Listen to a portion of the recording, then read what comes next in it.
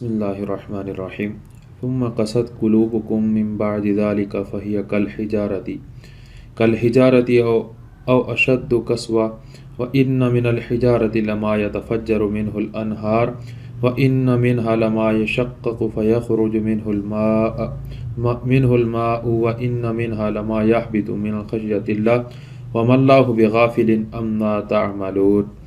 ناصر صاحب اس آیت مبارکہ کا کیا معنی ہے؟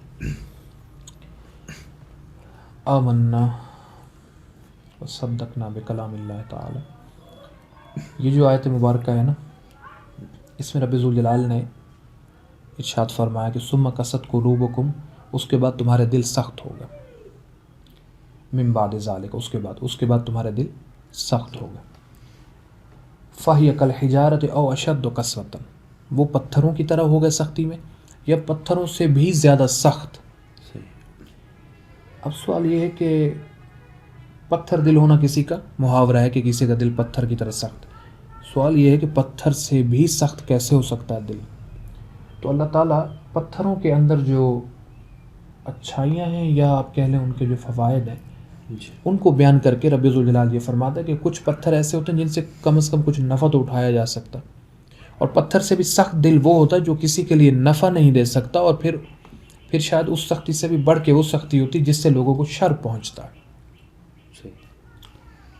تو وہ فرماتا ہے وَإِنَّ مِنَ الْحِجَارَةِ، اور پتھروں میں سے کچھ ایسے ہیں کہ لَمَا يَتَفَجَّرُ مِنْهُ الْأَنْهَارُ، کہ ان میں سے نہریں بہہ پڑتی ہیں، ٹھیک ہے، اور وَإِنَّ مِنْهَا لَمَا يَشَقَّقُ فَيَخْرُجُ مِنْهُ الْمَاءُ، ان میں سے کچھ ہوتے ہیں کہ جو شق ہو جاتے ہیں تو ان کے اندر سے پانی نکل پڑتا ہے، وَإِنَّ مِنْهَا لَمَا يَهْبِطُ مِنْ خَشْيَةِ اللَّهِ، اور ان میں سے کچھ ہیں کہ جو بلندی سے گر پڑتے ہیں اللہ تعالیٰ کی خشیت اور اس کے خوف کی وجہ سے۔ تو یہاں تک یہ جو ترجمہ ہے، اس ترجمے میں رب ذوالجلال نے ان کے دلوں کی تشبیہ بیان کی کہ تمہارے دل پتھروں کی طرح سخت ہیں، یہ پتھروں سے بھی سخت۔ اب جب فرمایا نا کہ او اشد، پتھروں سے بھی زیادہ شدید سخت ہیں، تو پھر اشد و قسوتاً کا ہمیں معنی بیان کیا کہ پتھروں سے زیادہ سخت جو ہے نا ہوتے ہیں دل، ان معنی میں کہ کچھ پتھر وہ ہیں کہ جن سے نہریں بہہ پڑتی ہیں تو فائدہ ہوتا ہے، پانی نکلتا ان سے، یا کچھ پتھر وہ ہوتے ہیں کہ جن میں خشیت اثر کر جاتی ہے تو وہ بلندی سے نیچے گر پڑتے ہیں، اور پتھر سے بھی سخت دل وہ ہوتا ہے کہ جو یوں سمجھیے کہ اس پہ کوئی چیز اثر نہیں کرتی، جو کرتے رہو اس پہ کوئی چیز اثر نہیں کرتی۔ وَمَا اللَّهُ بِغَافِلٍ عَمَّا تَعْمَلُونَ، اور اللہ تعالیٰ جو کچھ تم کام کر رہے ہو اللہ اس سے غافل نہیں ہے۔ یہ اس کا ترجمہ ہے جو میں نے آپ کو عرض کر دی۔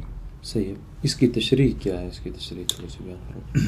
تشریح یہ ہے کہ جو بات بنی اسرائیل کے بارے میں چل رہی تھی اسی کو آگے چلایا رب ذوالجلال نے مزید، کہ کیا وہ معجزہ جب انہوں نے دیکھا موسیٰ علیہ السلام کا کہ مردہ زندہ ہوگا، اس نے گواہی دی، تو کیا اس کے بعد بنی اسرائیل مان گئے؟ اور انہیں کے حالات کو رب ذوالجلال نے اس ناراضگی والے جملے میں ظاہر فرمایا، ثم قست قلوبکم من بعد ذلک، اس کے بعد پھر تمہارے دل مزید سخت ہو گئے، ٹھیک ہے، تمہارے دلوں میں شقاوت آ گئی اور تمہارے دل ایسے ہو گئے جیسے پتھر ہو جاتے ہیں۔ یہ بنی اسرائیل سے جاری کلام ہے نا، کہ اور ہمیں بھی سمجھایا جا رہا ہے کہ اس کا مطلب یہ نہیں کہ بنی اسرائیل نے جب اتنی بڑی بات دیکھی، ٹھیک ہے، آج کے دور میں بھی ایک مردہ کو زندہ کرنے پہ آپ کی سائنس بھی قادر نہیں ہے، بالکل ٹھیک ہے۔ تو موسیٰ علیہ السلام کا وقت تو آج سے کم و بیش 3000 سال کے آس پاس لگ بھگ، یعنی جس کا لگ بھگ ہے، تو اس دور میں تو مردے کا زندہ ہو جانا اور بھی بڑی بات تھی، اور ہمیں ہمارا رب یہ سمجھا رہا ہے کہ اتنی بڑی نشانی دیکھنے کے بعد بھی بنی اسرائیل کے دل اور بھی سخت ہوئے، اور انہوں نے اللہ تعالیٰ کی نافرمانی کرنا نہ چھوڑا، جس کو آگے بھی پھر مزید آیتوں میں واضح فرمائے گا کہ کیا کیا نافرمانیاں ہوں، اور پھر اس میں ہمیں وہ یہ ارشاد فرما رہا ہے کہ ان کے دل ایسے ہو گئے جیسے پتھر ہو جاتے ہیں کہ سخت، لیکن پھر فرماتا نہیں پتھر بھی نہیں، ٹھیک ہے، پتھر بھی نہیں بلکہ او اشد و قسوتاً، یعنی یہ اپنی شقاوت میں اور اپنی سختی میں یہ پتھروں سے بھی بڑھ گئے، کہ پتھروں میں کچھ تو وہ ہوتے ہیں جن سے نہریں بہہ پڑتی، اس سے مثال پہاڑ ہے، اس سے ایک پتھر مراد نہیں، جی بالکل، ٹھیک ہے نا۔ آج آپ کے پاکستان میں بھی جتنے دریا چل رہے ہیں یہ پہاڑوں سے ہی آ رہے ہیں، تو پہاڑوں کے اندر سے چشمے بہتے ہیں اور چشموں سے پھر آپ کے دریا بنتے ہیں، ٹھیک ہے، تو کتنی خلق کثیر کو اس سے نفع ہوتا. تو پتھر بے شک اپنے آپ میں سخت ہے لیکن کسی کے لیے فائدہ مند بھی تو ہے. دوسرا پتھر وہ ہے جس سے چھوٹے پیمانے پہ چشمہ پھوٹ پڑتا ہے، تو پانی نکلتا ہے اور ایک جگہ پہ آ کے وہ جمع ہو جاتا ہے سارا. اتنا نہیں ہوتا کہ اس سے چشمہ بنے، وہ بہہ پڑے وہ اور لوگوں تک خود چل کے جائے، لیکن اتنا ضرور ہے کہ اگر کوئی پیاسا اس تک پہنچ جائے تو اس کی پیاس بجھائی جا سکتی. اگر کوئی میلے لباس والا اس تک پہنچے تو وہ اس سے پانی لے کے اپنا لباس دھو سکتا ہے، اپنی طہارت حاصل کر سکتا ہے، فائدہ ہو سکتا ہے. لیکن کچھ دل ایسے ہوتے ہیں کہ جو کسی صورت نفع بخش نہیں ہوتے. اور یہاں ان کی کیا بات ہے، یعنی بنی اسرائیل نے نہ تو خود علوم حاصل کیے، نہ دین کو. اور ہاں تیسری قسم جو فرمائے وَإِنَّ مِنْهَا لَمَا يَهْبِطُ مِنْ خَشْيَةِ اللَّهِ، اور ان پتھروں میں سے کچھ وہ ہوتے ہیں جو بلندی سے گر پڑتے، اپنی ان کے باطن میں اللہ کی ہیبت اثر کر جاتی. اچھا اس سے کیا فائدہ ہوتا ہے؟ اس سے یہ فائدہ ہوتا ہے کہ قدیم دور میں جو تعمیر کی جاتی تھی نا، وہ پتھر سے تعمیر کی جاتی تھی، اور وہ وہی پتھر ہوتا تھا جو پہاڑ سے گرتا تھا. پھر اس کو جو ہوتا تھا نا سنگ تراش، ان گرے ہوئے پتھروں کو تراش کے وہ ایک شکل میں لے آتا تھا جس کے ذریعے وہ پتھر اینٹ کے طور پہ استعمال ہوتا تھا. ظاہری بات اس کا سائز ہماری اس اینٹ سے بہت بڑا ہوتا تھا، لیکن بہرحال تعمیر میں وہ استعمال ہوتے تھے. تو اس کے ذریعے لوگ دھوپ سے بچتے تھے، سردیوں میں سردی سے بچتے تھے، گرمیوں میں گرمی سے بچتے تھے. ٹھیک ہے، رات کو سوتے تھے، بارش سے بچتے تھے.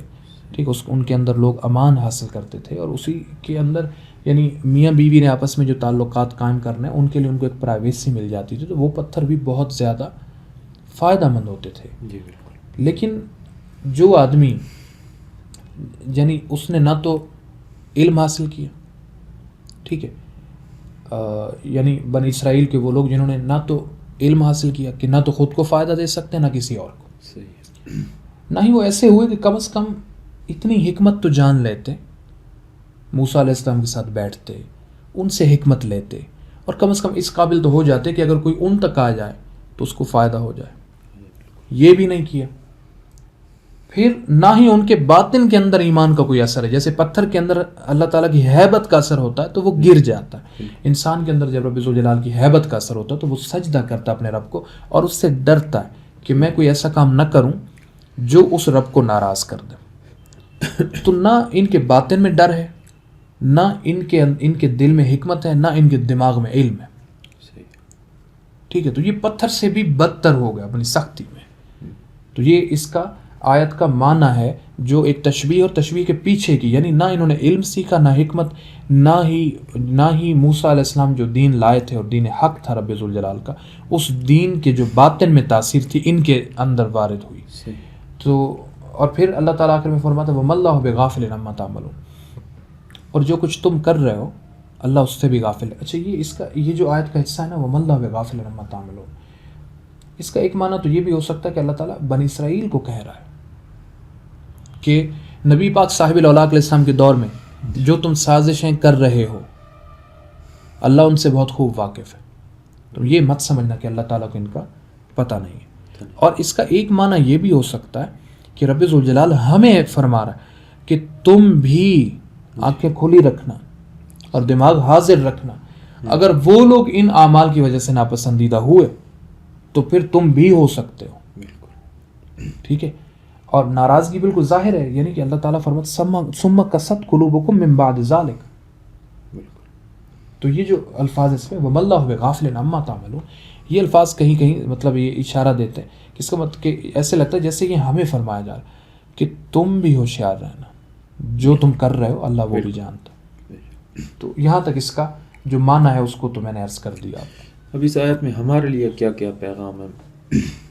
ہمارے لیے پیغام یہ ہے کہ ہمیں ہمارا رب سمجھانا چاہتا ہے. پہلی تو وہی جو آیت کی بالکل آخری حصے میں وَمَا اللَّهُ بِغَافِلٍ عَمَّا تَعْمَلُونَ، جو تم کرتے ہو اللہ اس سے بھی غافل نہیں.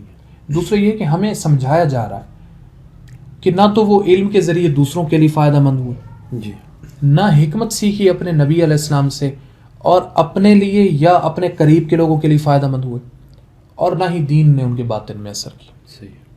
3 کنڈیشنز جو اللہ کو انتہائی ناپسند ہیں. اللہ رب العزت ہمیں سمجھا رہا ہے کہ یہ 3 حالتیں تمہاری نہیں ہونی چاہیے.